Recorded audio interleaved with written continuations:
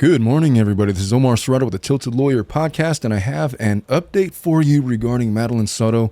This morning, I'm in Florida. There was a press conference held purporting to give updates into the investigation of the Madeline Soto case. What we've learned from this press conference is that there are possibly murder charges forthcoming. There is indication that there is a thorough investigation being held. And so the question that we were asking yesterday about whether or not mom was implicated in the murders, well, I could tell you, based on what I heard in this press conference, it looks like they're taking a real long, hard look at her and her whereabouts and what's going on with all of that. But you're going to want to stick around. We're going to go through the press conference together. I'm going to share my thoughts. Let's get started. Whatever you might be going through and wherever you might be, this is Omar Serrato with the Tilted Lawyer podcast. I'm here to take your mind off of things. Yes, I'm an attorney. No, I'm not giving you legal advice. We're going to sit and talk like people, as these are the candid thoughts of one practicing attorney, and it's after hours. So have a seat. Feel free to have a drink and join me. Let's get started. And we're back. All right, so this is a press conference. It was live on Fox 35 Orlando. It was held about a couple of hours ago at this point from the publishing of this video. But let's go ahead and go through this together. I think it's going to, answer some questions. But she starts giving it at around the 12-minute mark. Let's go ahead and pick it up from there after I fix this stuff. And here we go. Good afternoon.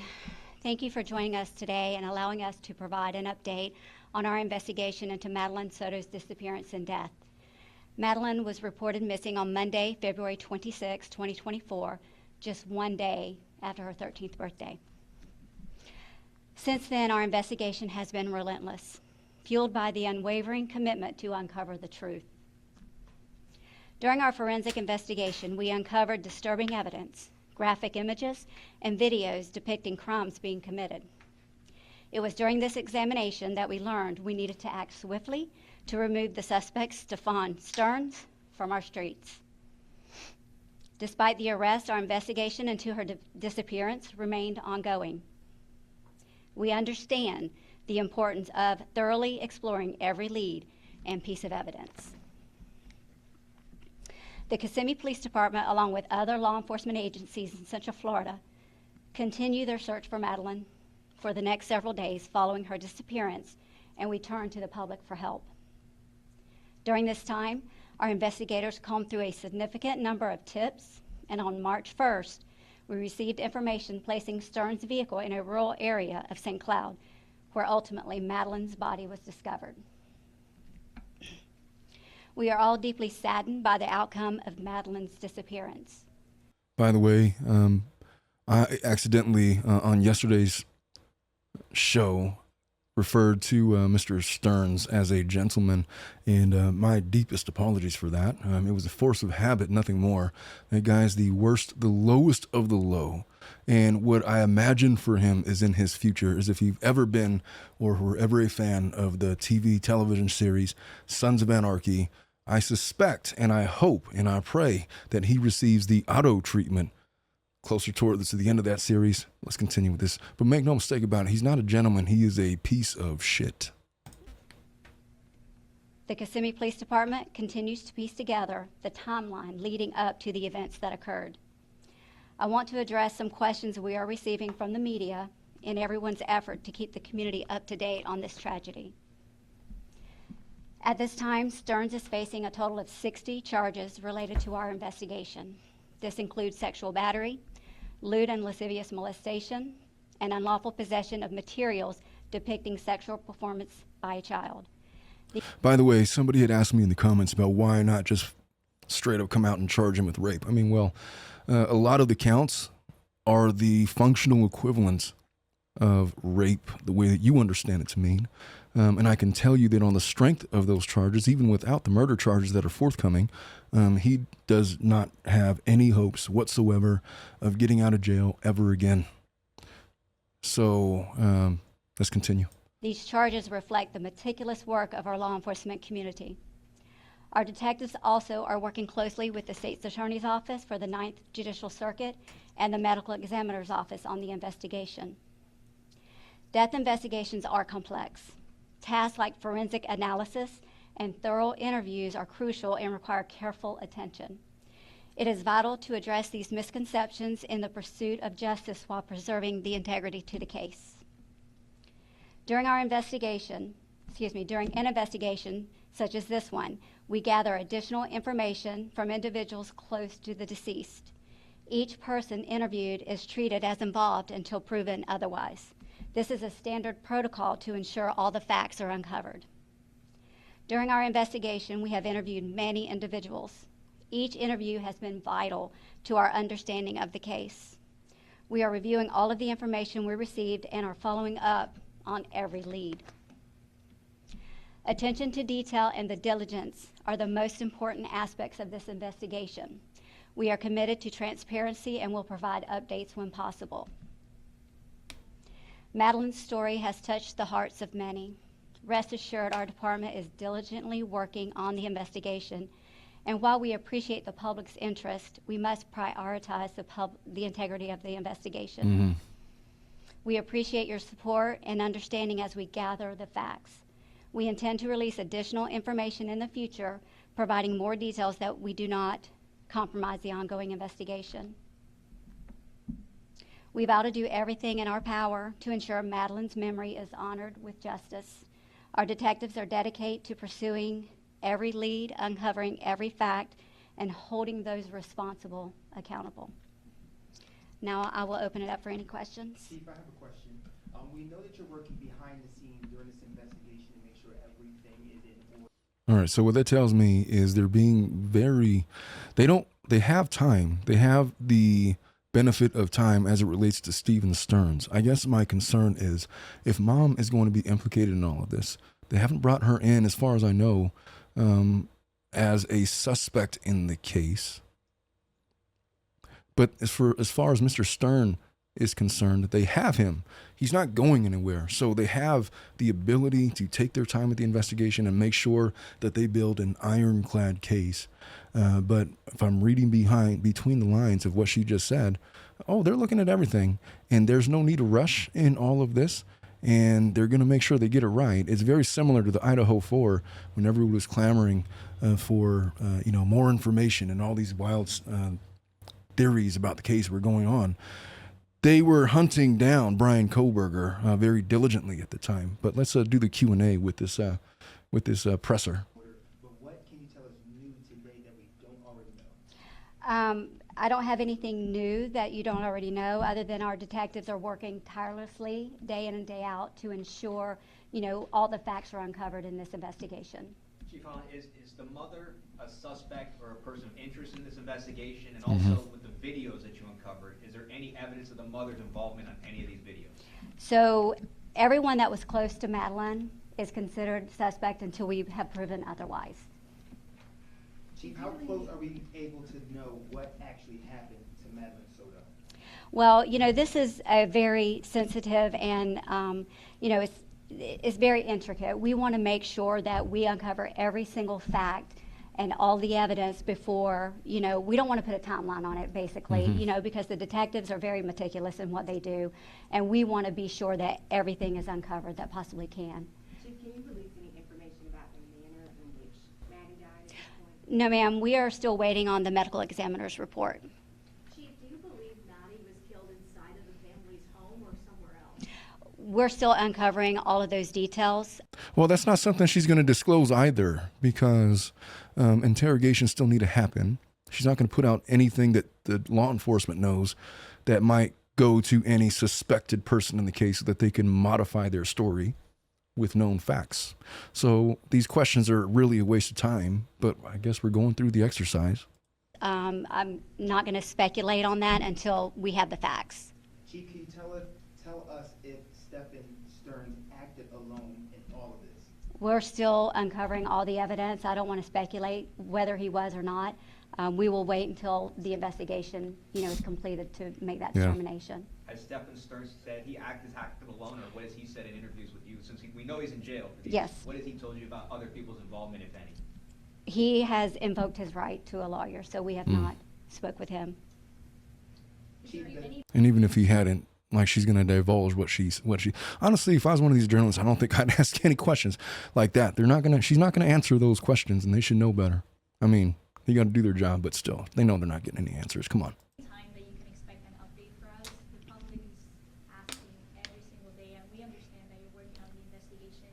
We would like to give them something. I don't want to rush my detectives. I think it's paramount that they take their time. And, Mr. Stearns is not going anywhere. He's in jail and he's going to be there for a while. So my detectives, I want them to be, just look at every single detail and make sure.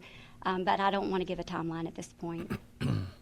Nor should she. With the medical examiner, what does that relationship kind of look like, and what information are they able to release to you before that exam is complete? So not really. I wouldn't say that they've released an information. We depend on the medical examiner's report for our report. So we're going to have to wait until they release that report. Do you believe there are any additional victims? No, it appears that this all was isolated to the home. We're still trying to get a sense of things. Do you still feel like you have more questions than answers at this point? I think our questions are being answered slowly but surely. For the integrity of the investigation, we have to, keep things close until such time as we hold those accountable for her death. Chief, do you feel like this is taking longer than it should because Stearns is not speaking? No, I just think that, sometimes these investigations are just very lengthy. We know that he is in jail and he is not going anywhere. So the detectives are just making sure they cross the T's and dot their I's, And I'll tell you what else. I don't think that they're really relying on him for evidence at this point. They've uncovered enough to bring 60 counts already prior to even getting to murder. What they get from Stearns, they're not going to get anything. He's invoked his right to silence. Fine. And so, but they have a lot of evidence. And after this is over in about a couple minutes here, I'm going to talk about some of the other implications relating to Madeline's mom. They want to put together, a foolproof investigation. Chief, is the mother and the family members being cooperative and answering questions? Have they lawyered up? And also the father of Madeline, who is not a Florida resident, is he a part of this investigation or at least being asked questions? We have interviewed, all those family members that are close. Mother has cooperated. She did give us an interview. So there's, no one is not cooperating other than Stearns. We know that the crimes were committed in the home. We also have, the date of birth of the person, but we have not confirmed that is Madeline Soto. Would you be able to confirm that information for us? Right. So all of the charges are with children under the age of 18, and, they are protected. Their identity is protected under the law. So it's gonna expect, it's been a couple of weeks, nobody's charged for the murder of Madeline. Nobody knows exactly what happened to Madeline. We can expect in the couple days, someone's gonna face charge for the murder of Madeline Soto. When the detectives put their case together, like I said before, they want to ensure their investigation is tight. We're working, hand in hand with the state attorney's office to ensure, every piece of evidence is revealed and uncovered. So I can't put a timeline on when that might be. And Chief, with his cell phone, there's just one thing to understand here. So he originally went to the Orange County Sheriff's Office. At least that's what we understand. He gave the cell phone to the Orange County Sheriff's Office. The Sheriff's Office then found something on his phone which led to an arrest. In the arrest affidavit from Kissimmee PD, it says he offered his phone freely to Kissimmee PD. Can you kind of explain how that happened? Because I just have a tough time understanding how somebody who's been arrested for something on his phone freely gives a phone up again. Well, I don't know the intricate details I do know that the Orange County Sheriff's Office and Kissimmee Police Department were working hand in hand, during, the actual disappearance investigation. So I don't want to speak on exactly how that happened, but it's not uncommon for us to ask someone if they want to, give up their phone. Chief, is there anything in particular that keeps you up at night regarding this case? Well, a lot of things keep me up at night. My takeaway from this is talk to your children, families, talk to your kids. Know that there are agencies out there, the abuse hotline, Help Now, that people can report suspicion to. And I would encourage mothers and fathers to have those conversations with the kids and be aware. Last question. Had you guys investigated this family before? Not for anything like this, no ma'am. I'm sorry, can we just Not for anything like this. Domestic violence? That is still being under investigation. We're trying to get the timeline for that. Chief, I have one more question. This is a case that became really big out of nowhere for a lot of people, but what has the department learned through all of this so far? Well, this was a very tragic event. I think that, like I said earlier, it's up to us, up to each family member to have those conversations with your kids and report any suspicion of abuse to your school resource officer, to an adult that's a trusted adult, to any police officer that's out there. So just report it and let the law enforcement community investigate. Okay? Thank you. All right.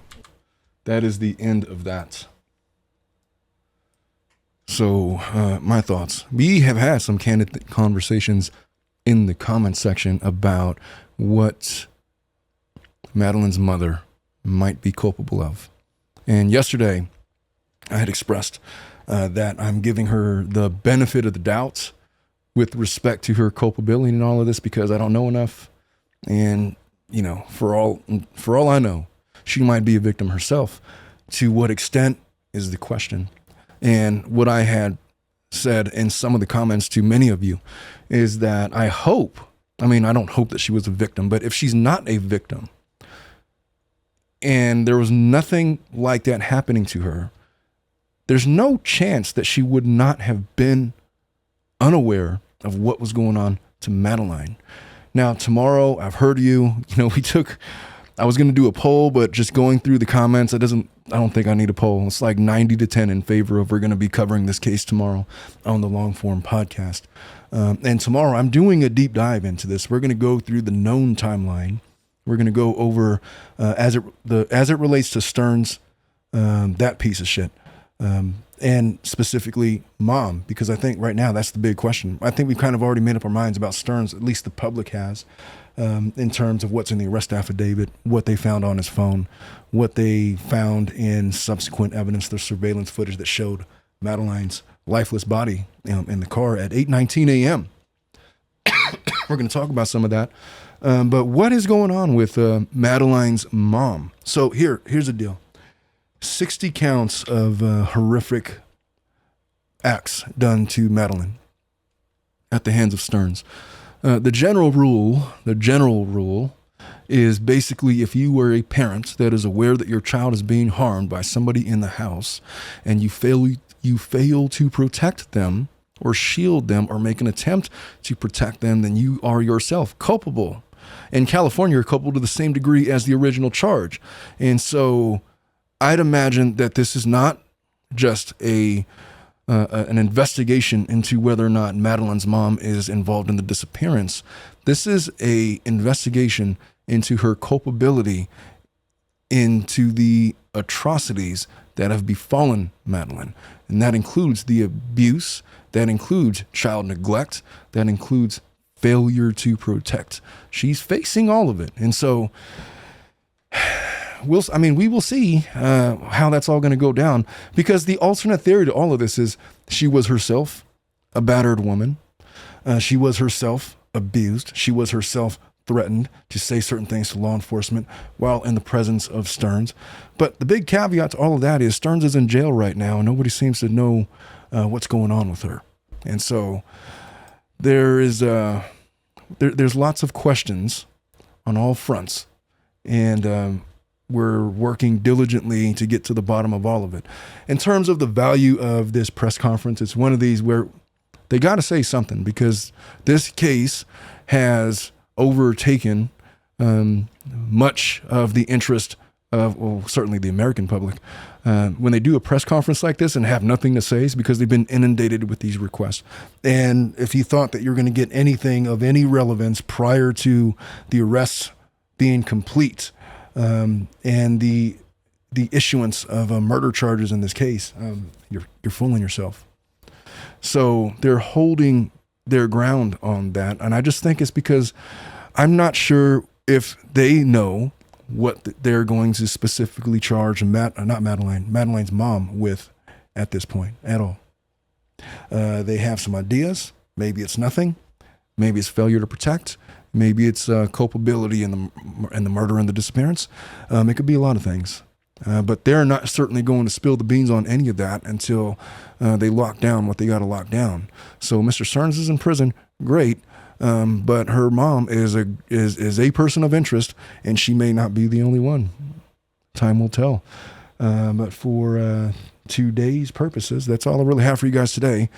Tune in. Well, we're not going to be doing a daily show tomorrow because I'm going to be recording the long form podcast, which will be published at noon on Saturday. I will tell you that I'm going to be doing a live stream with Zawelki and a live stream with Watts the Obsession at 9 p.m. Eastern.